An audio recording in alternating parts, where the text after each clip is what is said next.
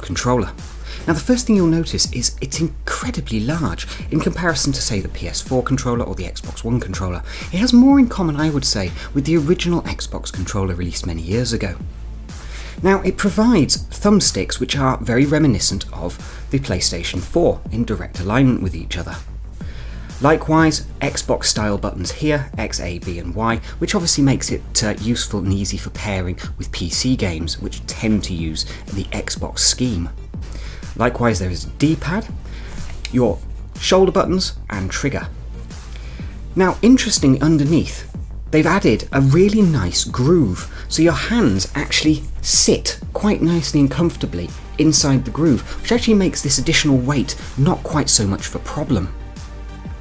Interestingly, they've also added 2 volume buttons, volume rocker, volume up and down, and a touchpad as well. This touchpad allows you to move a mouse cursor online if you need to hit particular options on screen for your PC game, but also can actually make moving around some Android interfaces quite easy as well. We then have a back button, a start button, and a, well, let's call it the menu button, as it were. This one will effectively drop you out back into the Android menu. This one here will usually bring up the in-game menu, and this one here will back you out of a game, or if you long press, will bring up the sharing and recording menu. So let's simply turn it on by pressing this Nvidia touch button in the center there. And then what we'll do is we'll go and pair this up. So we go into Shield Controller, and it's actually already got this controller nice and connected, that's fine. So if we now come into the Shield Hub, we can see that we have full control over the interface, every part of it, and we can move around. And we can also, using the touchpad, bring up the touchpad controls as well. Now if I long press on here, it will bring up the recording menu, so I can very easily switch recording on if I want to, same again, and switch recording off, and I can just stop and share at that point as well. Now if we actually come into an Android game, let's bring one up, and actually I'm just going to use World of Tanks for this because it worked perfectly.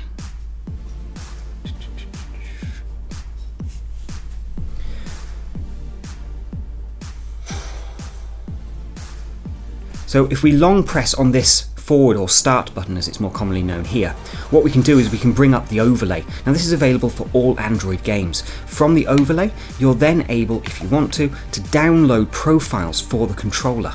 And this allows you to effectively play any game you like using the controller, because hopefully someone has put a profile together for you. All you need to do is download the profile and then the controller just works. Or likewise, you can customize any of the on-screen controls and map them directly to the buttons. Perfect, in my opinion, for getting, well, any game working with this controller. So let's just come back out. If we press the Nvidia button again, it is touch sensitive, so sometimes it needs a little extra press. Oop, actually it might be because I'm still in a menu. Hang on, let's just come out of that. There we go.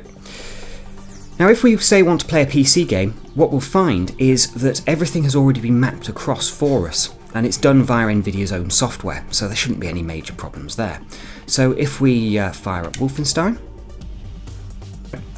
and now I'm playing Wolfenstein, and I'm using the Nvidia Shield controller, and that's being relayed to the PC for all of the commands, and obviously it's sending me a game stream back, working absolutely beautifully. Played this for a couple of weeks. Beautiful, quick and easy, and all of that was done pretty much in the background by Nvidia's software. It knows that this is a controller, and it knows that it's going to be interacting with the PC, so it sends all of the necessary commands. Now the controller feels really good when you're actually using it. It doesn't feel overly heavy or anything like that, and the way they've actually contoured it actually does feel really nice in the hand. This isn't a particularly heavy controller. Woo! Obviously difficult to talk and fight at the same time, but it's not a particularly heavy controller, and even with the additional size of it, it actually does sit in the hand very, very well. It's not overly heavy, it's not overly light, and it doesn't have any kind of pinch points, I would call it, where it kind of feels like it's digging into your hand or anything like that. It's a very good design, I have to say. Nvidia have really pushed the boat out when it comes to cool software features, but these features don't really get in the way of your gaming, they enhance it. For instance, Nvidia has taken its shadow play technology and broadcasting technology and folded it directly into the Nvidia Shield Tablet. That allows you at any time to simply press a button or call up a menu on screen and start recording exactly what the tablet is seeing. That can be gameplay footage directly from the actual Android operating system, or it can be gameplay that is being streamed from another PC.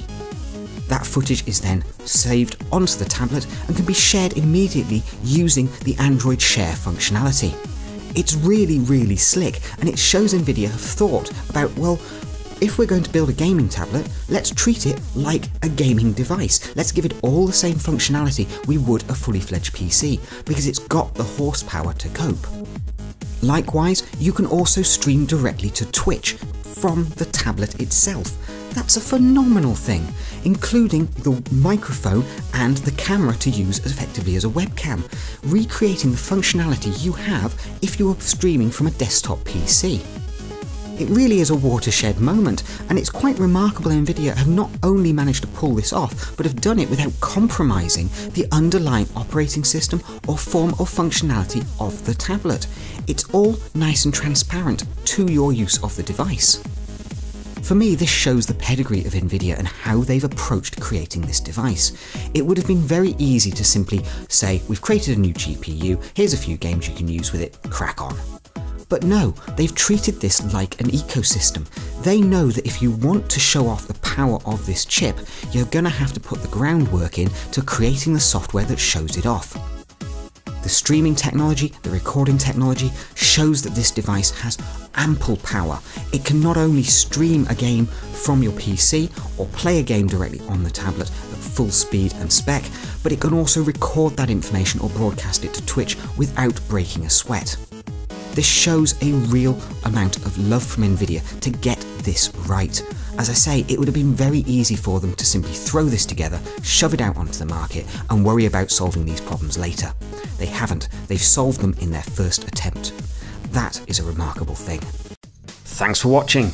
Don't forget you can pledge $1 a month on Patreon to help support the Androidizen, keeping us 100% independent. An honest opinion direct from the UK. If you pledge $1 a month, you'll be entered into our prize pool to win cool items from our review bag. Also, don't forget to like, subscribe and comment. We love to chat.